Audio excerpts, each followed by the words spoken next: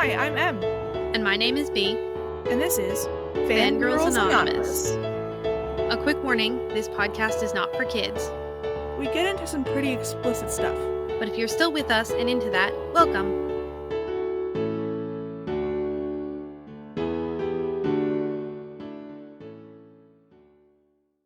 So, what are we talking about today, Em? Well, Bea, we are talking about the language of fanfiction. What does that mean? It is hopefully a starter course, a college 101, if you will, on the terms that we will be using quite often in this podcast. Yeah, we thought that maybe as a first step that everybody should be on the same page, so when we sprout off terms like OTP and canon or headcanon or AU, that everybody's going to be on the same page about what we're talking about. Yeah, if you already know all of this stuff, that's all right. It's probably good to understand or to know our personal definitions. We tried to make it as common as possible, but these things are very amorphous, especially when considering the internet. Just to have our personal definitions on these specific things will probably be a good jumping off point for anybody listening, even if you've been in fic for a while, or especially if you're new. But if you're feeling real comfortable with all of this, then to be completely honest, you can probably skip right on to our next episode. Yeah, feel free. This one is going to be pretty basic. Yeah, we really wanted to get into the nitty-gritty of specific words. You'll see if you continue to listen. So let's start off, since this is a fanfic podcast. What is fandom in fanfic? Oh, thank you for asking. Fandom is a term that describes the world of fans and fic together. So it's a combination of the words fan and kingdom, therefore fandom. Yeah, it's just a word to describe the complex world of a piece of media and the creativity surrounding that media. And fan fiction is specifically fan works of fiction that have to do with whatever intellectual property it is that the fandom surrounds. So it could technically be any kind of fiction. So it could be a comic that you wrote, or a story, or a song. But most of the time when people use it, they're specifically talking about the written stories, as opposed to other fan works like fan comics or fan art, which are really awesome, but really hard to discuss in a podcast. We will, when we talk about fan fiction, we will tend to almost exclusively use the word fic or fanfic when describing one specific story or fan fiction. A fic.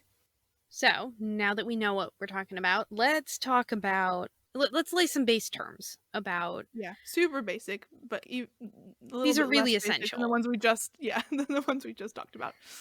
So we're going to start out by talking about what is canon, because in order to understand what a fic is, you have to understand what canon is. So canon is a term that was actually taken from the Catholic faith, because originally the term canon referred to the specific body of works that the Catholic Church considered the true gospel.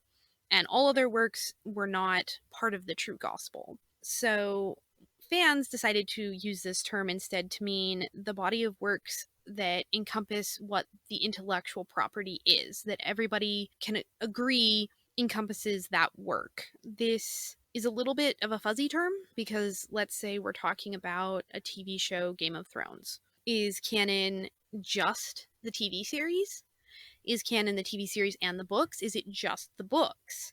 Is it things that J.R.R. Martin has said in interviews, or the cast and crew have said in interviews in regards to what they believe the story is? It's complicated, but within each fandom, you usually have some kind of consensus on what does or doesn't count, or have otherwise specified what sort of divisions you're using to decide what is and isn't canon. It is normally the people who are in charge of that piece of media that people tend to use as canon. Not necessarily interviews, not necessarily quotes, but like the decisions that they make, like the showrunners for Game of Thrones, no matter how much we like that. Those are kind of the parameters in which fan fiction will play around with. So to kind of bounce off of that, if we're talking about canon, then we need to turn around and we need to talk about fanon. So if canon is all of the pieces of work that encompass what people believe to be agree to be this intellectual property, then fanon is pieces of that media that have been agreed upon by the fandom that might not necessarily be part of canon, but as a group they've decided that this is something that everybody wants to accept. For example, if any of you have ever read anything in the Avengers fandom, and you've read anything about Clint Barton living and playing in the vents of whatever building he's in, or Thor really liking Pop-Tarts, technically speaking, in the movies, there is no evidence that either of these things is true. Now, there isn't any particular evidence that they are not true either.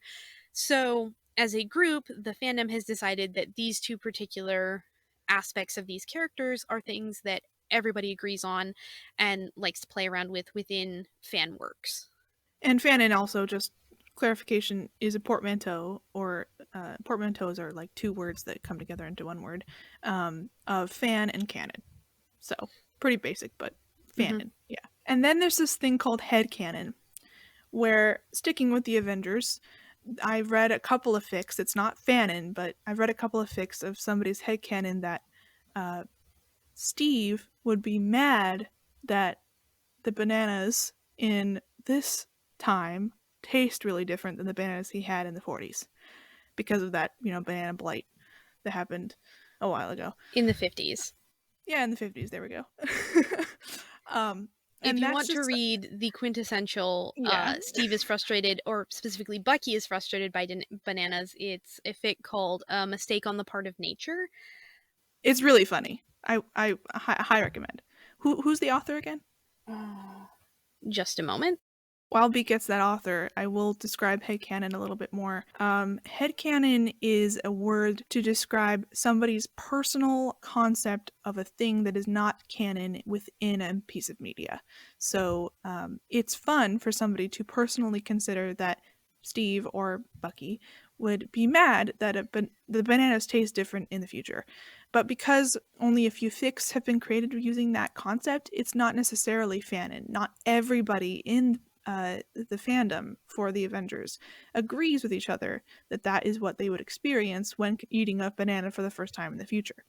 It is just a couple of people's headcanons, and headcanons can be shared. It's not as concrete as something like Clint Barton being in every single fic wanting to be in vents, as opposed to Bucky not liking the taste of new bananas. Mm-hmm. And the fic, again, is Mistake on the Part of Nature by Idiopathicsmile. Idiopathicsmile, that's a great name.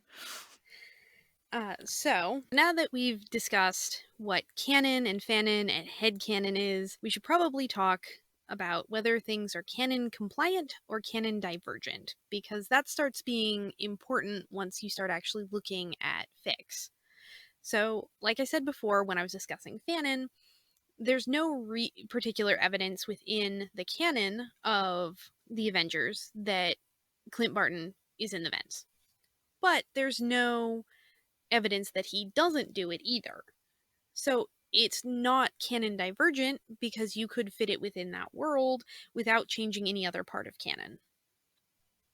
But it is canon compliant. Mm-hmm. So canon compliance is basically when you're reading a fic within a fandom, you tend to see these tags where an author wants you to understand that most of the concepts within this fic are canon compliant. And basically, a whole lot of the fic kind of goes along with the canon inverse, like ideas and concepts, but there are parts of the fic that aren't necessarily fanon or headcanon. They're just a little different. It's compliant, but it's a little bit different. It's a what-if situation, but it has all of the basicness of the canon that it comes from. A good rule of thumb for canon compliance is, can you fit this fic somewhere, perhaps nebulously, within the span of the TV show or movies or books without changing anything about those? About the canon. Mm-hmm. But Canon Divergence is different. Canon Divergence is very specifically saying that up to a point, the canon is a real thing within the fic. But after that point, it diverges into another yellow wood or whatever. It diverges into a specifically non-canon thing. It's not a headcanon where it's a new concept within canon, or it's not fanon, like a new concept that everybody agrees on. It's canon divergent. So at a point within the fic, it goes off into a new concept that is not, it can have the same tone, it can have the same ideas a little bit within the canon, but it's a new take, it's a new road that the characters are taking that they don't take in canon. A good example would be, let's take for example, Voltron the Legendary Defender. In case you're not familiar with the show, it's about a bunch of kids who end up getting chosen by these mystical space robot cats that can transform into a single giant spaceman that is fighting an evil empire of purple space aliens called the Galra. It's so fun. And at the end of the first season, the leader of this band of adventurers, I guess, Sherrell, ends up disappearing. Yes. So if you decide to write a fic that in season 2, Sherrell is magically shot out of the astral plane where he's been stored having margaritas, and decides that he's going to take up the space guitar and go roving and promote love not war, then up until the point at which he disappears, then it's all canon as per the show. But after that point, when you've decided to do something completely different, you are now canon divergent. It's really fun to read, I will say. Canon Divergence is super fun to read because usually when you're reading a fic of a certain type of media, you yourself are aware of everything in that media. You've watched the movies, you've seen the TV show, you've read the books, right? But when you're reading a fic, and because you know all of the stuff within the canon, it's fun to see an author take that canon and at a certain point play with it a little bit. It's like it's a sandbox of fun ideas. I don't know. And in That's kind some of how ways, I see it. it's some of the easiest fic to understanding to get into, And because right, I'm sure. you only have to know things up to a certain point. So in the example I used, you only have to know Voltron up to the first season. So in a lot of respects, Canon Divergence is very easy to get into. It's kind of got a low threshold. On the other hand, sometimes if you're going for Canon Compliance, you have to be fairly familiar with the entire body of the work. Although ultimately, as long as you're enjoying the story, most of the time it doesn't really matter. At least in my Yeah, opinion. I have read fic where I am not all the way completed with the book series or the TV show, and I find it's pretty easy. Authors can sometimes, especially with larger fics, walk you through the story, especially with canon compliance stuff. Yeah, it's fun. It's still, all of it's fun. So, AU is, I would say, most, I like would say that the 55%, more than half. majority of fic is either Canon Divergent or AU. Yeah, I would say that too. Yeah, Canon Divergent or AU. AU is not gold. Well, it is gold in my opinion, but it stands for Alternative Universe. And it is kind of okay. It's the best in my opinion. I love AUs. You, as a reader, have to know a lot about the canon in order to really understand what's happening in an AU, because what the authors, what these fic authors are doing, they are taking characters from a piece of media and taking their personalities and taking the core, the essence of who these characters are, and putting them in completely different situations as if they have never existed in the original canon. And by doing so, these authors get to do a lot of fun things with these characters that would never have happened in canon or even canon compliance. And So this can be things that just naturally sort of arise, like what if you wanted to see the Teen Wolf characters in space, or if you wanted to see the characters of the Little Mermaid, but what if they were all human instead? How would that change things? Or gender swapping. Gender bending is super fun too. What if we take all of these characters and then like flip them, gender wise anyway? Or what if we, for example, have the two characters that somebody wants together in a specific media and have them meet in a normal mundane coffee shop as opposed to them meeting on the battlefield, for example. Which is why AUs are so common, because it literally is any kind of setting or universe or aesthetic that you want. You can take characters that you love and you can put them there. There's also bakery ones. There's also what if their first date is like at a fair? I see that sometimes. Like just super mundane, fun stuff that these characters can go do. But then also, AU is literally any universe. It could be anything. Like, people love putting characters into space, like B said, but they also love to put them on an entirely different planet. They like to put them in other stories, like, example, Pride and Prejudice. Which is an interesting point, which is, as AUs tend to be accepted to be sort of an original environment for your characters, but there's a specific kind of AU called a crossover, where you take characters from one media source and you put them in another, or they get to meet characters from another one. This might be a very old reference that people don't understand, but if anybody has ever seen any of the Scooby-Doo movies where they take a celebrity or a different cartoon character and put them in a movie, so Scooby-Doo and the Harlem Globetrotters, or Scooby-Doo meets Dracula, or perhaps maybe a little bit easier to latch onto, if you've ever thought about what if the Joker met Captain America, how would that go down? Those are crossovers where you have characters either meeting or interacting in the opposite setting. It could be a completely different setting. It could be something similar to canon, but it's an AU. Like, people tend to have, like, let's just bring in Steve and Bucky again.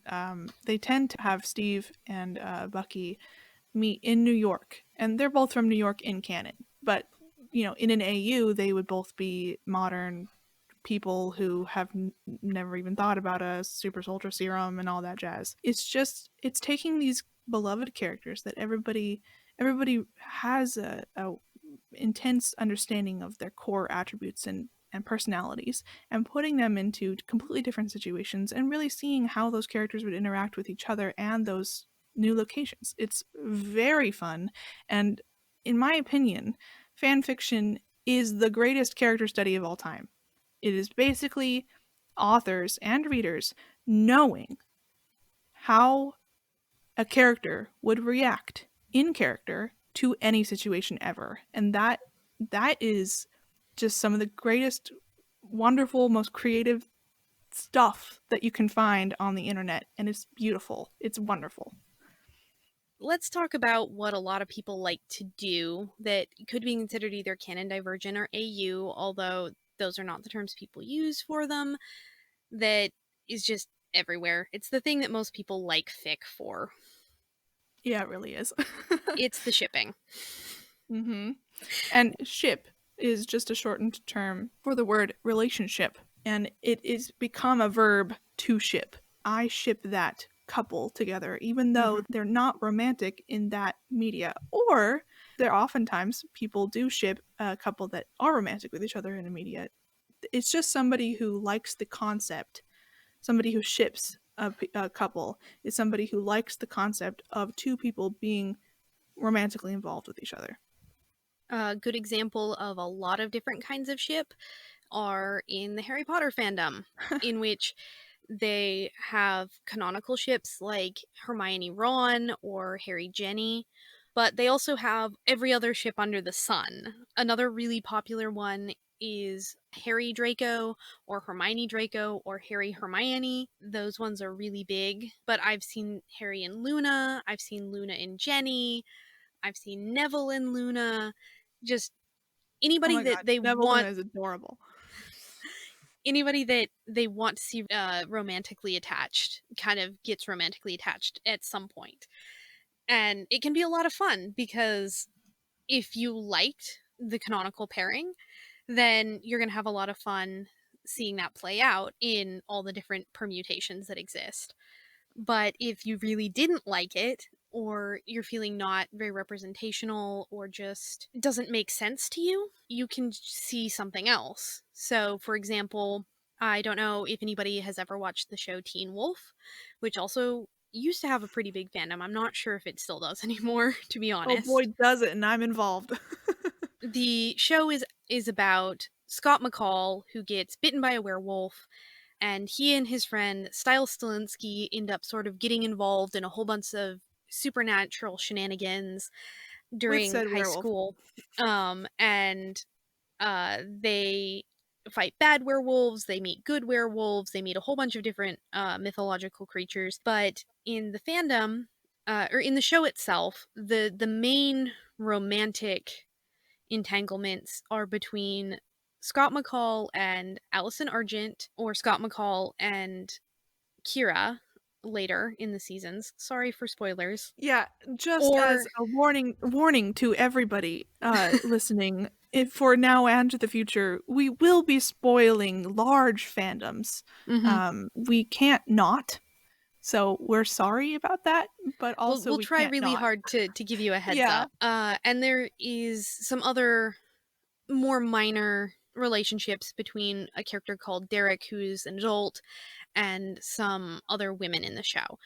And a lot of fans are not particularly excited because they don't particularly like Scott as a character, or his relationships in a lot of respects seems to be the consensus. But the fandom really, really likes his best friend Stiles, and they like Styles is Derek. the heart of the show. Styles is absolutely the heart. Yeah. So instead of focusing on Stiles having a romantic attachment to the woman that he wants to woo, Lydia, or any of the other women that I've mentioned, they've decided that they really like Stiles and they really like Derek, and so they're going to ship them together, conveniently giving you one of the only gay relationships in the fandom. Although, in this particular fandom, there is a canonically gay character who doesn't die, which is very exciting.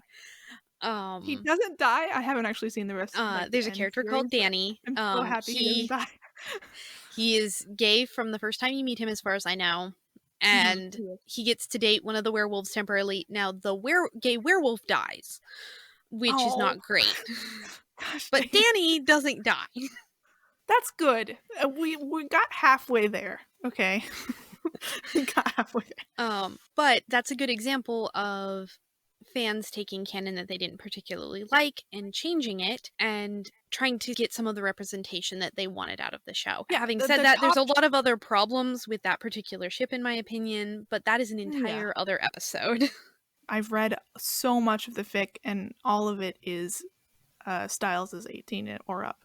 But in the show, he's canonically in high school, so ambiguously canonically in high school. It's unclear how old he is. You're right. It is unclear. But I will say that Steric, which is the ship name, which is very, very common. We will explain why it is called Steric. Yeah, we will. Is the top one for the AO3 tag system for Teen Wolf. It is the top pair. So those kinds of pairings do end up being really popular. You know, we will get into that in later episodes of this show, but these people who people really love watching, they end up shipping them together, and those end up being the most popular pairings online, even though canonically it's not really a thing. Like, people can point to certain aspects of the show and be like, hey, that could be a thing, but it's not in canon, essentially. So about Steric, in case you're confused why there was suddenly another name, one of the fun things that people like to do in fandom is create ship names so that you can identify to other fans what characters you're shipping together without having to write out their entire names. And a very popular way of doing it is smushing their names together. So Styles and Derek become Steric. Bucky and Steve become Stucky. And then Keith and Lance from Voltron Legendary Defenders is called Clance. Although, to be warned, not all name smushes are a good idea. Looking at the Voltron fandom here, an early ship that was quite popular was between a character called Matt and Sherrell. And the portmanteau of that was Shat. or Miro, and that's also bad. It has to be catchy in order for it to catch on online. And sometimes there are other portmanteau-esque styles of naming in the Avengers fandom. There's a big trend of assigning a single word characteristic in order to create ship names. So if you're shipping Iron Man with someone, he's Iron, and if you're shipping Bucky with someone, it's Winter. Well, there's also a ship name for Stucky that is different than Stucky. It's Starbuck, which is also fun. Which is different than this other naming scheme where Steve would be Shield. So yeah, it's not Shield Winter, it's Starbuck. Winter Shield or Winter Iron. Sorry. There's a side character called Darcy Lewis who's Shock, so if you want her to be paired up with both Steve and Bucky, it would be Winter Shield Shock. There's different naming schemes, but the most common across most fandoms is going to be the smushing of the characters' names. So Harmony, Drary, Clance, Ducky, Steric, I could go on. Yes, and people have. But I think the thing is, like, when you are in fandom, you tend to, through osmosis, glean how these names are spoken about within these groups of people who really love these characters. So it's okay to not necessarily know what a ship name is and look it up. It's okay. I've done that a few times when I'm in a new fandom and I'm like, what is this word? I think that's a ship name. And if you look it up and, there's information online about Steric and its Styles and Derek, then it's better than just being totally like, I have no idea what's happening. Just clue yourself in, kind of. It's good. It's good to look up stuff, in my opinion. Which I used to not. Two really wonderful resources for that if you don't feel like combing through comment sections and fan spaces. There's Fanlore, which is a great place to look up some of the terms we're talking about in here. They have wonderful, wonderful glossaries. Or if it's fandom specific, their fan wiki pages tend to be a really great resource for fandom specific terms. I don't personally use those, but I have people in my life who do, and it's awesome. All right. So another quick note, since we're talking about perhaps the naming of things in order to communicate ideas, we're going to talk about the exclamation point, which you thought up until now was just a punctuation. It isn't. It is not. It's an exciting use of the English language that I don't think many linguists know about, but is rampantly used in tagging for fic on the internet. So the exclamation point is used to describe an attribute of a character. So, for example, let's just use Steve again from the Avengers. Steve is, in most fic, usually post-serum. Or, like, he's big, right? He already has the serum injected in canon. But when you're doing an AU, you kind of have, the author has to decide whether Steve is skinny and short before serum or big after serum. And so in order for the author to tell the reader, before the reader even reads the fic, the attribute of which they have chosen for Steve, they write in the tagging system, usually on AO3, skinny, exclamation point, Steve. Spaces in between them. Yeah, there's no spaces in between these words. So it's Skinny Steve in my head, but there's an exclamation point in between Skinny and Steve as a way to very abruptly and emphatically tell the reader, hey, I'm making sure that Steve in this fic is tiny and small And you don't have to use that Schrodinger Steve in your head about whether he's big or small, because that can be really, really tiring.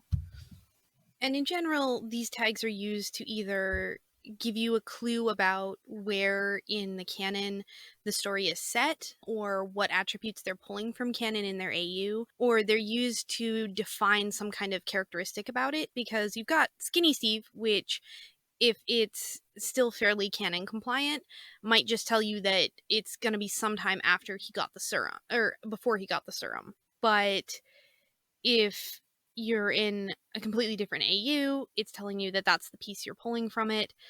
Whereas if you are reading a fic that is set somewhere completely different, you could get the tag asshole Bucky Barnes, which doesn't really tell you where in canon it is or what pieces you're pulling, but it does tell you something about how they're characterizing him, so that you're not surprised going in. So if you hate it, you don't have to read it. If you really like it, you can read it. Apparently, the concept that Bucky Barnes is an asshole in the fic is imperative for the reader to understand about Bucky. It is an imperative attribute for the reader to understand about this character.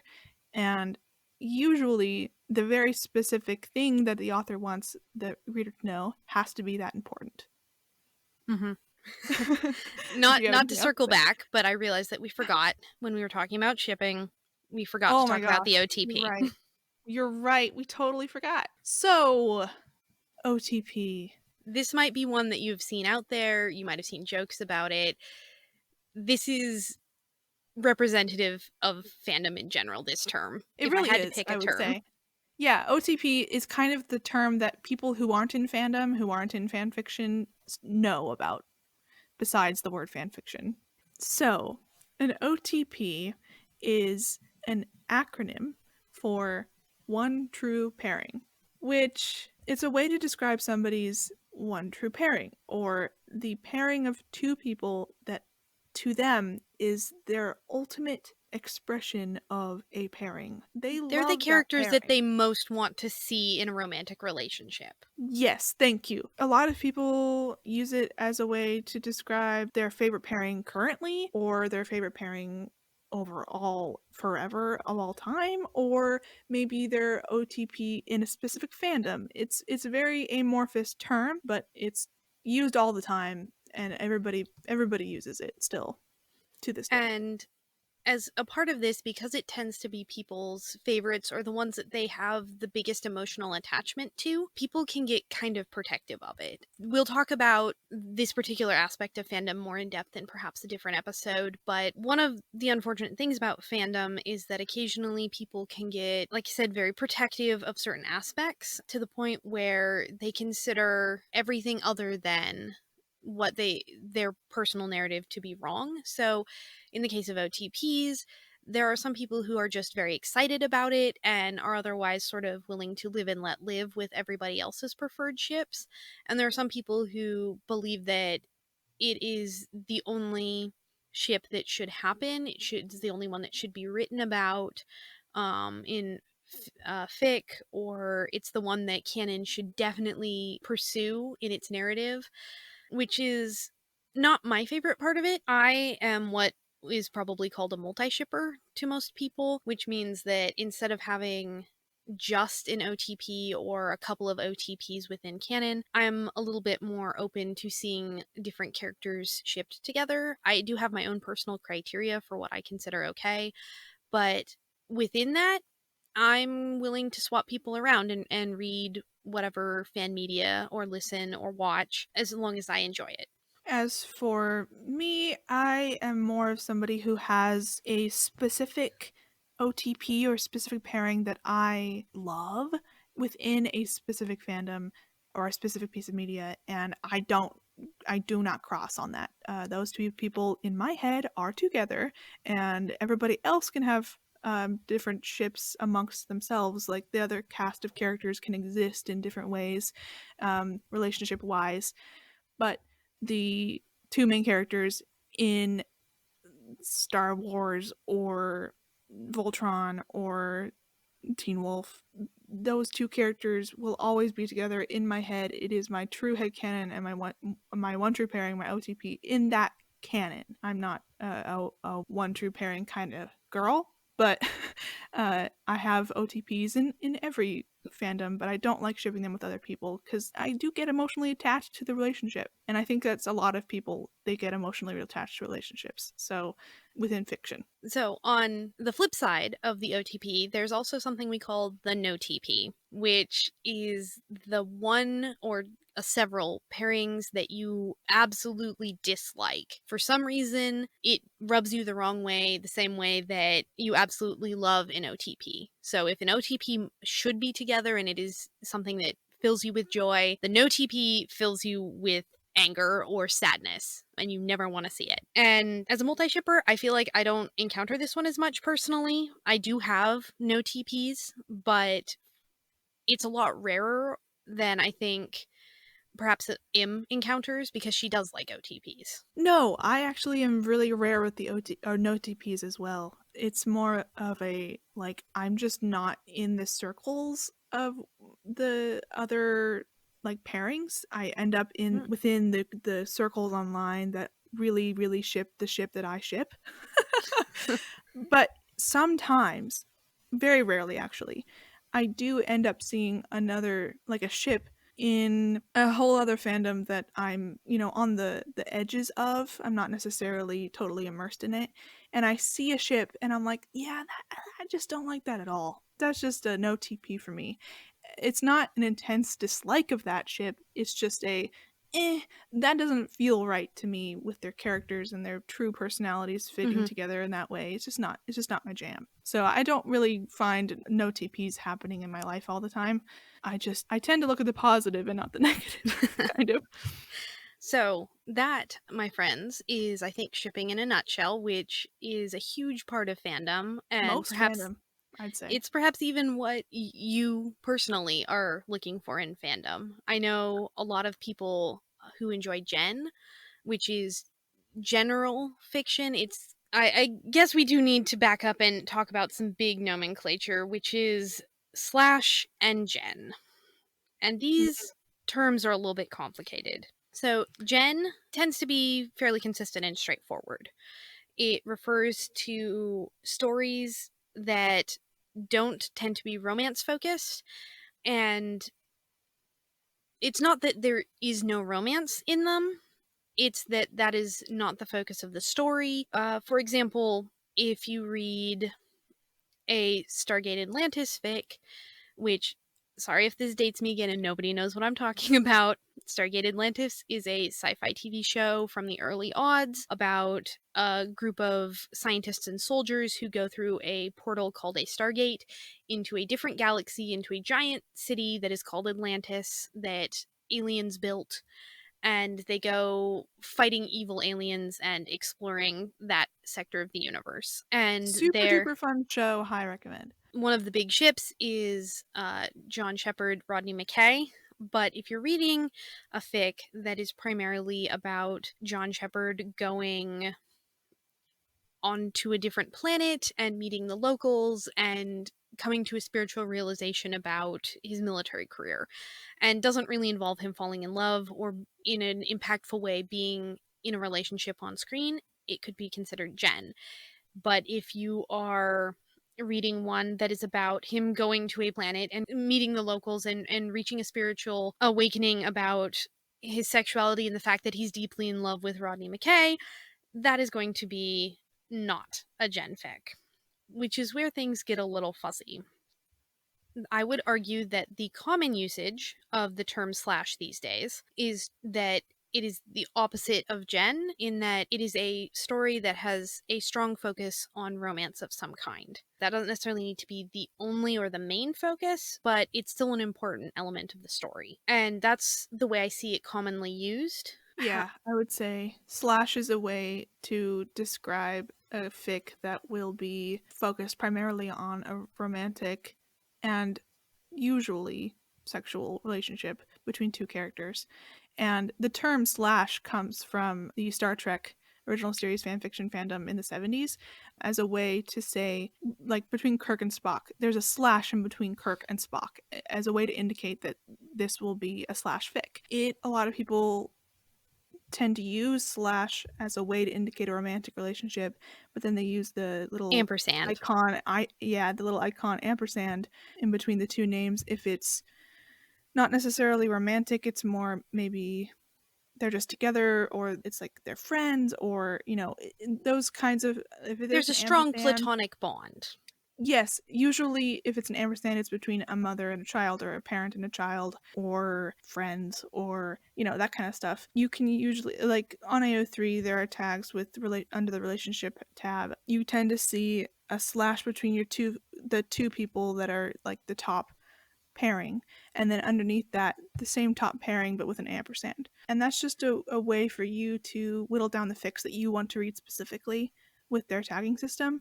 But I find that a lot of people who are newer into the fanfiction world don't necessarily understand the difference between those two icons. There are other platforms that use different systems, but I find the slash versus the ampersand to be very, very common, and most people will understand if you tag it that way what you're talking about. Now, yeah, once you know about it, it's you see it. Now the complicated part about this definition of what slash is an older, I would say, version of what slash is, in which slash is specifically romantic relationships that are non-heterosexual, and this could to a certain extent be anything under the LGBTQ plus umbrella, but anything that is outside of a cis man and woman having a heterosexual romantic relationship could be considered slash. So sometimes you'll run across particular groups of people who use slash as opposed to I'm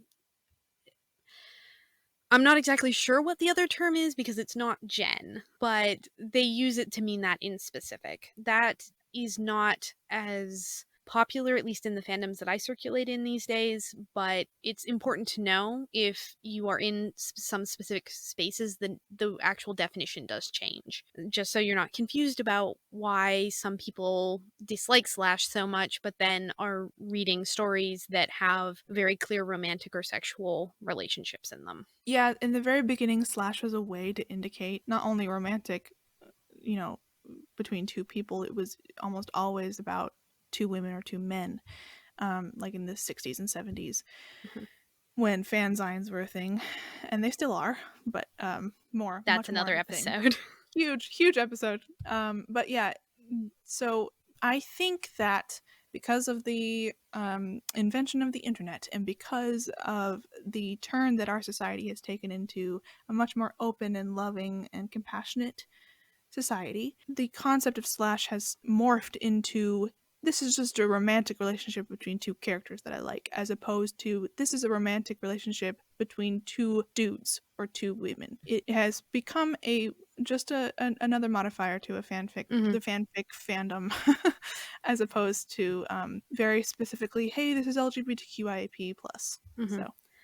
And in terms of where it's used and where it's not, I would argue that AO3 tends to be more heavily on the slash is any romantic pairing, and fanfiction.net tends to be more heavily on slash probably indicates a non-heterosexual relationship. And, that kind of tracks because fanfiction.net is older than AO3, but I think that just in general it is morphing more into very specifically just a romantic thing.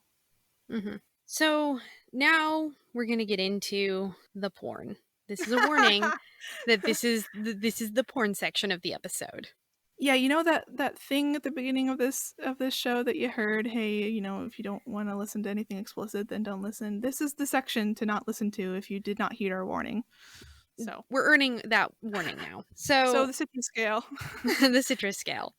This is again something you may or may not have heard of. It appears to be going in waves these days, but it's an interesting factoid if you never do see it. What is the citrus scale, Em? Well, B. The citrus scale is a scale that a lot of fic writers used to use, especially, I would say, 15 to 20 years ago. It was a way to indicate to readers in a more anonymous way of a sneaky way, one could say. I would agree. I would agree. A sneaky way.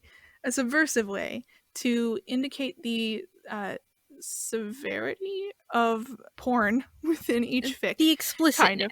Yeah, the severity of explicitness within each fic. So it starts off with fruit, which is like, and then they embraced, and then cut to black. Very 1940s Casablanca, Casablanca movie kind of thing.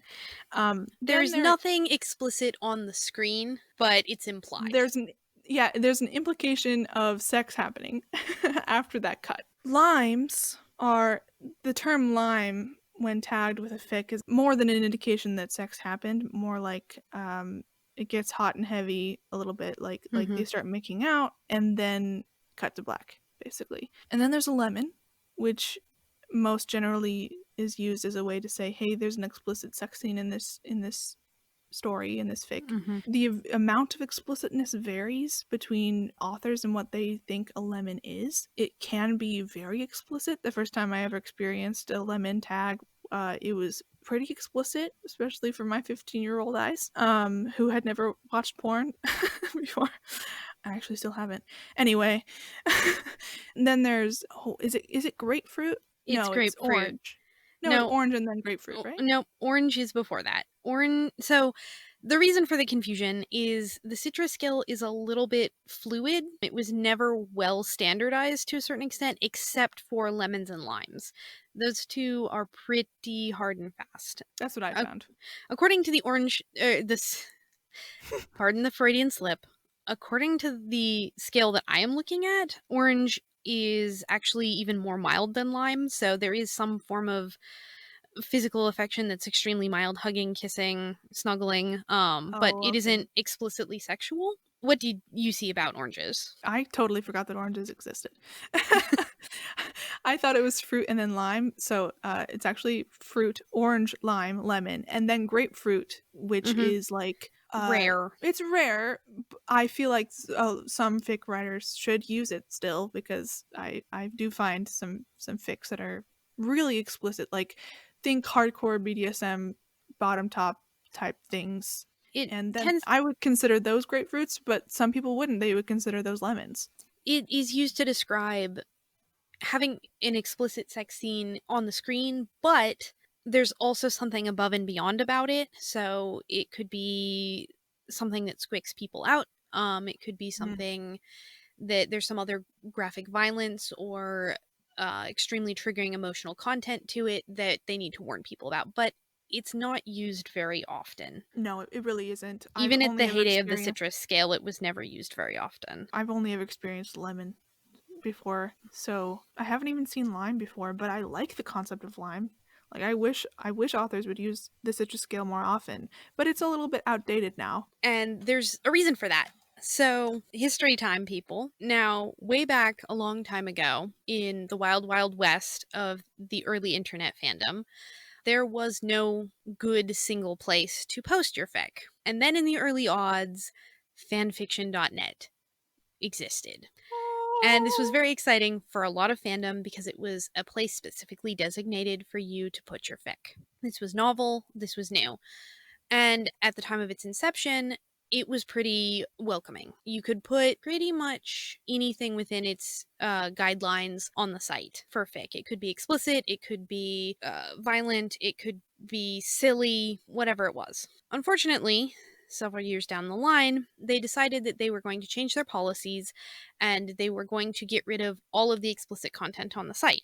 This did not well please a lot of fans. So, instead of stopping posting or getting rid of the fics entirely, what a lot of people started doing was using a citrus scale. So instead of explicitly describing what kind of things that you could maybe expect in the fic, they started putting in the citrus scale so that you would see lemon or lime. And this was originally part of anime fandom, and it sort of branched out from there as a means to continue posting content on fanfiction.net. These moderators for fanfiction.net were not personally going into every fic to make sure that these fic writers were not writing explicit stuff. So it was just a sneaky way to tell these fic readers what to expect without alerting these moderators that this was a explicit fic. And to a certain extent, it was, I'm going to call it a gatekeeping device to a certain extent within fandom, because if you didn't know these terms, then you probably shouldn't be reading what a lot of them are referring to. But really, you would consider it a gatekeeping term? Specifically for children. Oh. Because there are children in fandom, and if they You're don't know what a right. lemon is, they probably shouldn't be reading or writing it. Which is why we like to put the thing at the beginning of the show saying, please don't listen to this if you are uncomfortable with explicit stuff. All of that aside, this changed when, again, several years down the line, AO3 was created. Because of the fanfiction.net and LiveJournal fiascos. Yeah. And AO3 is also a centralized location in which you can post and read fic for free. And it uses an extremely heavy tagging system in order to make sure that people can filter out things they don't want to read. And it has a very explicit policy of being inclusive to explicit content. So there was a lot less need for the citrus scale, because if you wanted to post something that was explicit, you could go over to AO3 and tag it appropriately, and there wouldn't be any real issues with site moderators, provided, again, you were adhering to the site policies. Which totally saved fanfiction in a lot of people's opinions. Like the concept that because it's so well tagged and because everything is so well documented on AO3, anybody should be able to feel comfortable with what they're reading. And that allowed people to unabashedly write what they want to write without feeling like they would be shamed by people who didn't necessarily want to end up reading what they wrote. So the reason that you might end up seeing the citrus scale again is because if anything that had to do with the fanfiction.net purging their content sounds familiar, it might be reminding you of what Tumblr just did not that long ago, in which it also tried to purge all of its explicit content. And much like with fanfiction.net, a lot of fans who are using that platform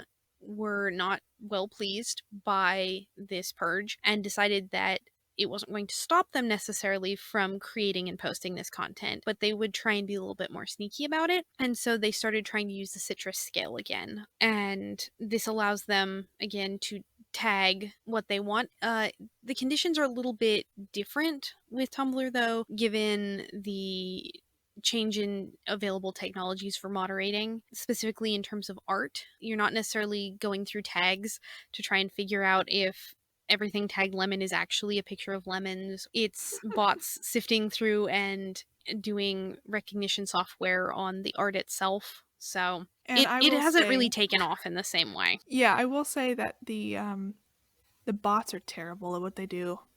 Just, I'm sorry, robots, but you suck.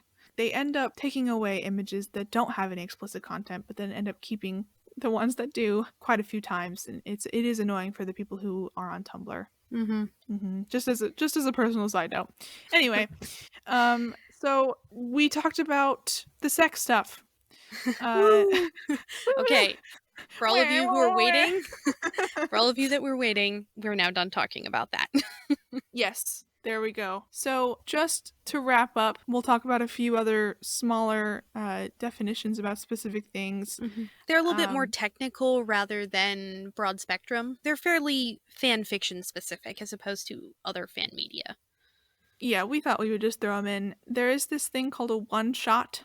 It is very specifically a term used to describe a story that is intended to stand alone. It is not part of a larger work. You know, a lot of fanfic writers tend to write a chapter of something and then they think, oh, another work would be cool to kind of tie along with this work that I've already written, and then it's not a one-shot anymore. One-shots can have chapters in them, but it's just not part of a series. It's just not part of a series of many works. It's very specifically not part of a series, I will say. If it becomes part of a series, it becomes part of a series. There are some slight tweaks on this idea. There's two shots, which are a pair of works that go together but otherwise stand alone, and rarely you will see a three shot, but anything larger than that is pretty commonly agreed to be a series and no longer fits within that idea. So one shot isn't that controversial of a topic, but our next concept is pretty controversial, as strange as that may seem. It's the term drabble. A lot of people who are new into fandom and fan fiction like to use the term drabble pretty intermittently, but for lots of different things. And for older fanfickers, drabble is very specifically a story that is exactly 100 words. And that's not how the term is used all the time now. Drabble could mean a short story, but I guess the reason why the word drabble means exactly 100 words was a way for authors to be kind of creatively pushed into one box and see what they could do with exactly 100 words.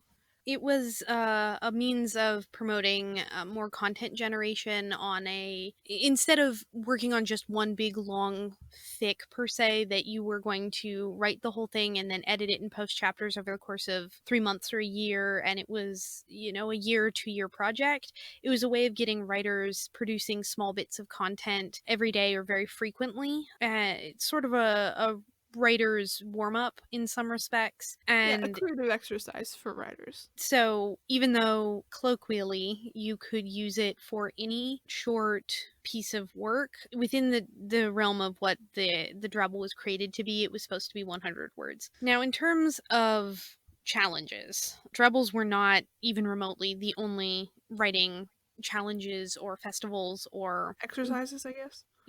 that exist in fandom. Specifically in fanfic communities, there are a lot of different kinds of challenges. They can be anything from writing on a theme or to a prompt to seeing a piece of art. And a popular one is Fic Bingo, where you sign up and are given a list of words or tropes that you then write short pieces about over the course of a month or a couple of months in order to fill up your bingo card. And that's a fun community challenge. Another very popular one is called Big Bangs.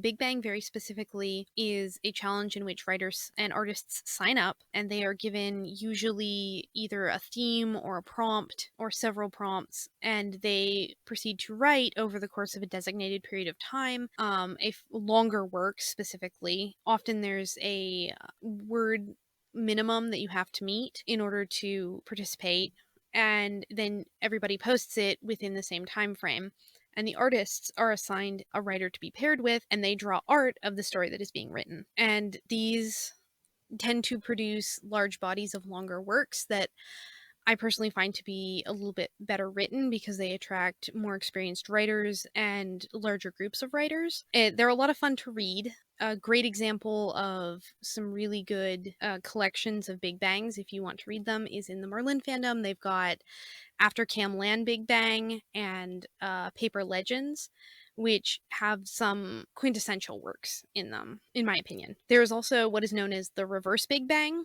where artists produce a work within the fandom, and then writers are paired with them and they write a work about the piece of art that they're assigned, or they choose depending on how it's run. Those ones tend to be a little bit less focused on a word minimum. I've seen shorter works produced from that, but those are also a ton of fun. And it's also really nice to be able to see other fan works in conjunction. There's a couple of works that have since been removed that I'm kind of sad about because they had both lovely art and a really fun story. But we could do an entire episode on removing fandom works. And we probably will.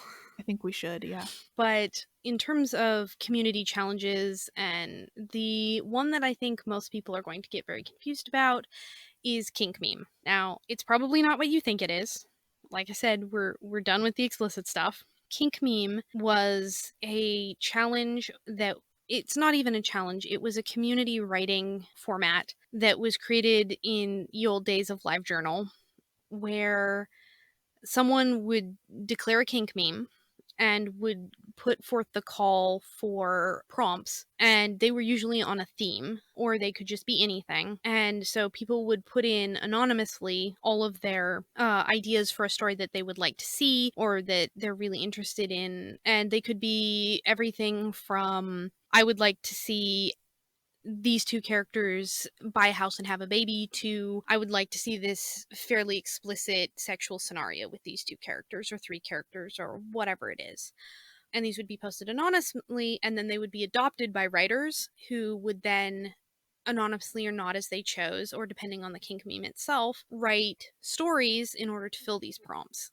And there are different rules depending on how formalized it was and what that community wanted, but you could either then de-anonymize after you've written it if you felt comfortable doing that, and you would often get large collections of different works off of these prompts. This also originated some tropes, which was interesting, but it doesn't exist as such anymore that I've seen, partly because of the demise of LiveJournal as a fandom space for the most part, and partly because people are confused about what it was in the first place.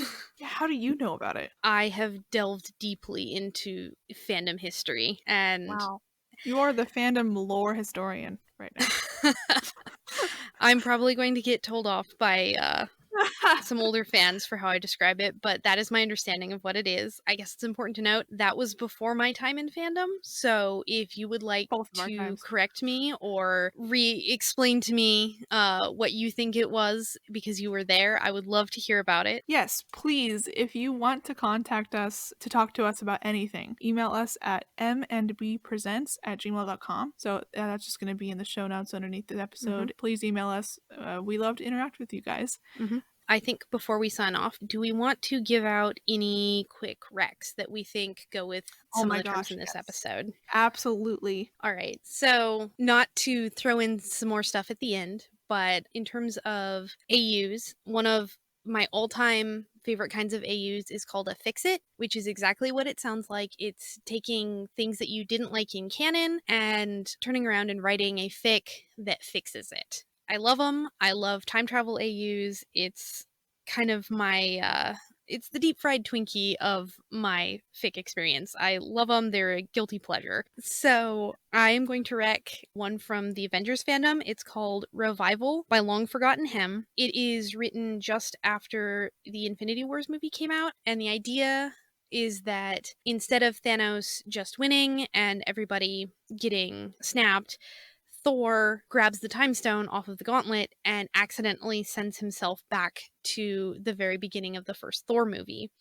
But as himself, his sort of battered older version that's lost everything. And so he ends up trying to find a way to fix everything that has gone wrong in his narrative. And I love it. I think it's really well written, and it makes me happy when I watch Endgame, which I was not super impressed with. I would also like to rec, just in case anybody wants to know what I believe a good crossover looks like. It's hilarious. It's called The Ring of the Ancestors Is Not a Euphemism by Kellifer fic, and it is a Teen Wolf fic, but it is set in the SGA universe. That's Stargate Atlantis, sorry. There are no Stargate Atlantis characters in it, only Teen Wolf characters, but it's hilarious. It's a hysteric fic, but without spoiling anything, it involves the stealing of a pudding cup as a means of courtship, and it's beautiful. That's adorable.